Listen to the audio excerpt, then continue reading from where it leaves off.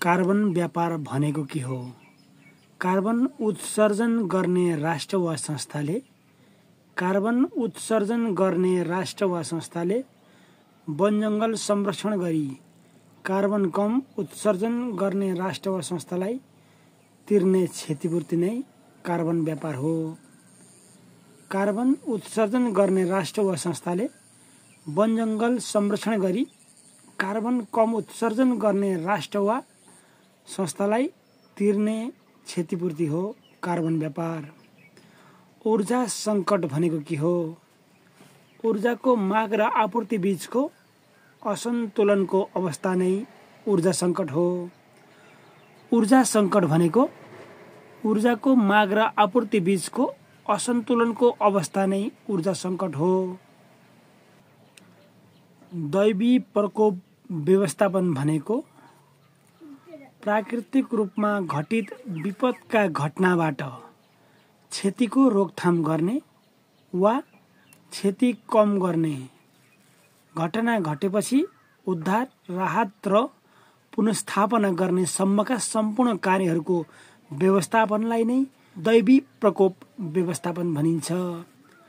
पुनः सुन्नुहोस्, दैवी प्रकोप व्यवस्थापन भनेको प्राकृतिक रूपमा घटित विपदका घटनाबाट क्षतिको रोकथाम गर्ने वा क्षति कम गर्ने, घटना घटेपछि उद्धार र राहत पुनर्स्थापना गर्ने सम्मका सम्पूर्ण कार्यहरूको व्यवस्थापनलाई नै दैवी प्रकोप व्यवस्थापन भनिन्छ। जलवायु परिवर्तन भनेको के हो?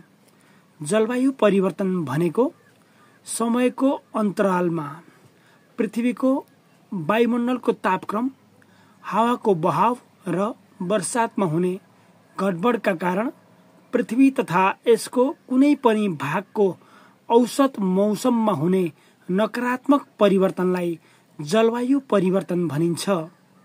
जलवायु परिवर्तन भनेको समयको अन्तरालमा पृथ्वीको वायुमण्डलको तापक्रम, हावाको बहाव र वर्षातमा हुने गडबडका कारण पृथ्वी तथा यसको कुनै पनि भागको औसत मौसममा हुने नकारात्मक परिवर्तनलाई जलवायु परिवर्तन भनिन्छ।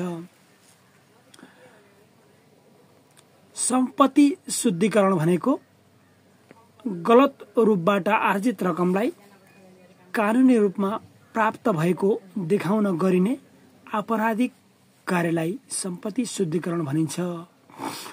सम्पत्ति शुद्धिकरण भन्नाले गलत रूपबाट आर्जित रकमलाई कानुनी रूपमा प्राप्त भएको देखाउन गरिने आपराधिक कार्यलाई सम्पत्ति शुद्धिकरण भनिन्छ।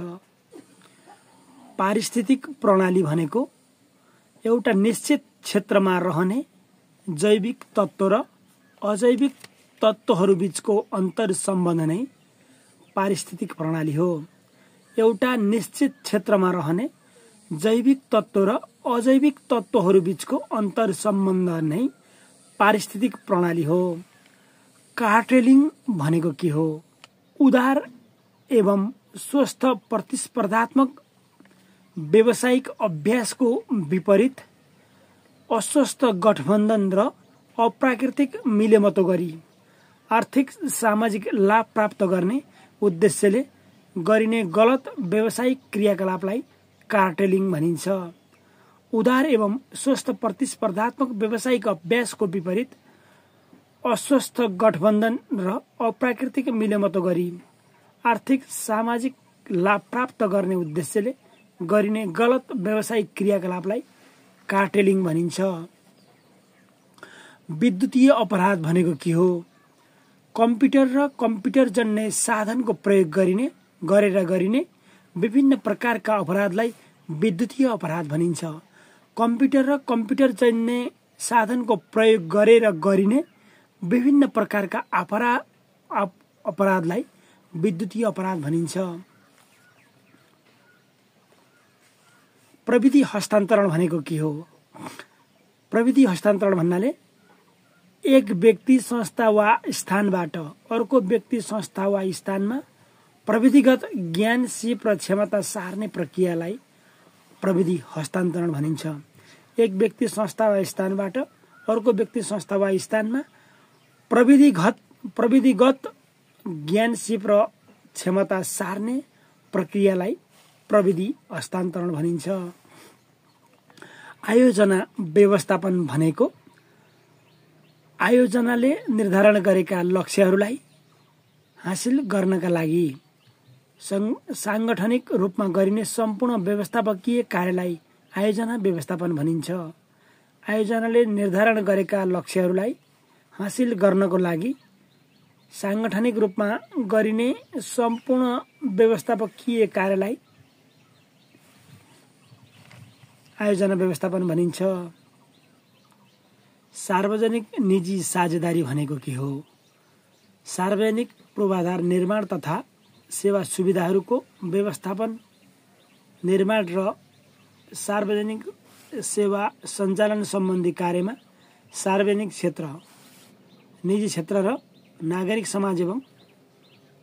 समाज एक आपसमा सृजनशील र सहयोगी भई सहभागिताको आधारमा संयुक्त रूपमा लाभ र जोखिमको बाँडफाँड गरी कार्य गर्न गरिएको एक करारिय व्यवस्था नै सार्वजनिक निजी साझेदारी हो।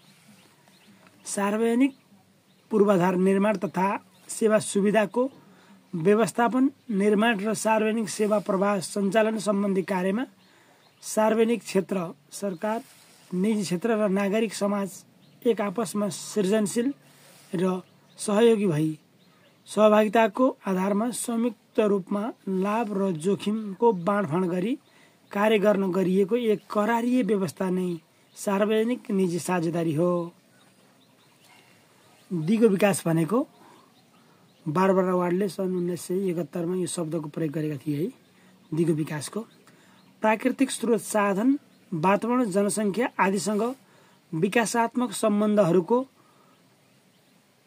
उचित एवं सन्तुलित तादात्म्यता कायम गरी गरिने वातावरण मैत्री अर्थात् टिकाउपूर्ण विकास नै दिगो विकास हो।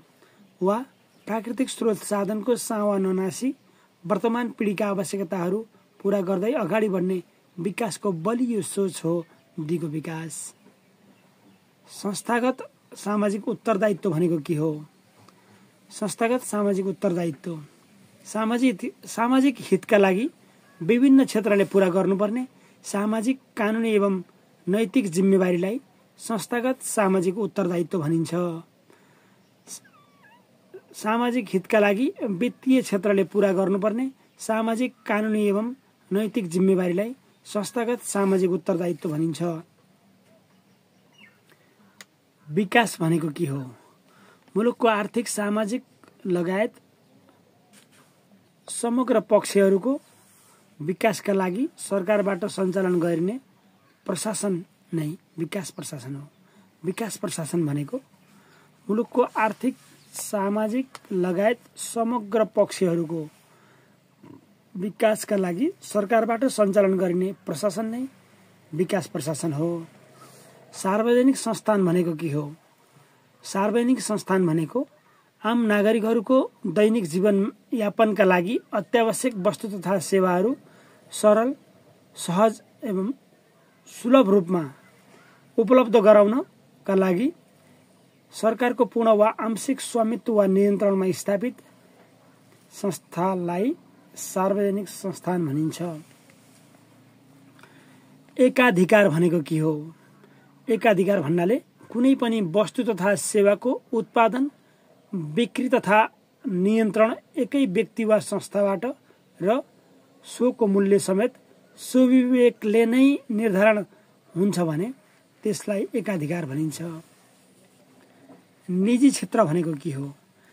निजी क्षेत्र भनेको सरकारको नीति नियमका आधारमा स्थापित र आफ्नो संगठनात्मक नीति नियमका आधारमा परिचालित, सरकारको नीति नियमका आधारमा स्थापित र आफ्नो संगठनात्मक नीति नियमका आधारमा परिचालित मुलुकको आर्थिक विकासमा टेवा पुर्याउने सरकार बाहेकको क्षेत्र हो निजी क्षेत्र, जसलाई निजी क्षेत्र भनेर बुझिन्छ।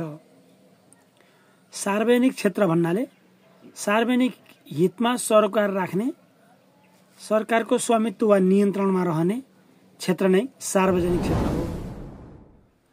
सार्वजनिक हितमा सरोकार राख्ने र सरकारको स्वामित्व वा नियन्त्रणमा रहने क्षेत्र नै सार्वजनिक क्षेत्र हो।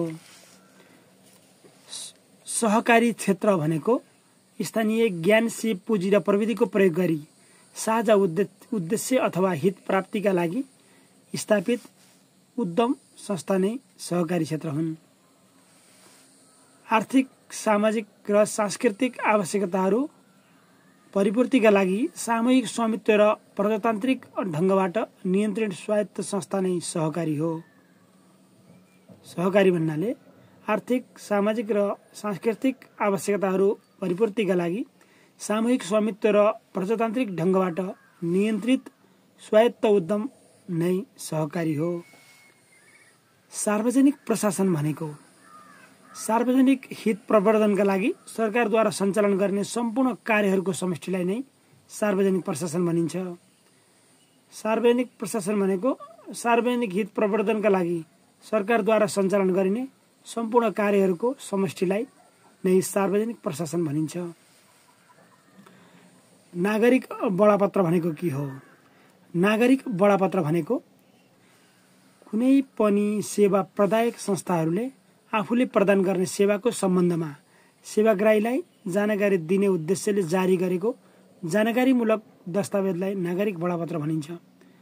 कुनै पनि सेवा प्रदायक संस्थाहरूले आफूले प्रदान गर्ने सेवाको सम्बन्धमा सेवाग्राहीलाई जानकारी दिने उद्देश्यले जारी गरेको जानकारीमूलक दस्तावेजलाई नागरिक बडापत्र भनिन्छ।